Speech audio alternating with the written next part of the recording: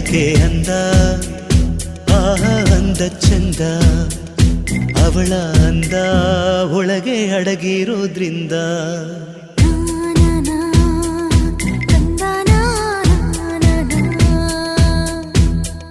ಸೀರೆಯಲ್ಲಿ ಹೆಣ್ಣು ಬೆಣ್ಣೆ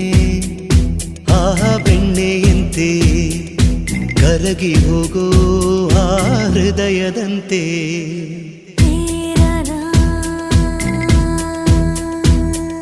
ಹಣೆಯಲ್ಲಿ ಸಿಂಧು ಅಂದದ ಬಂದು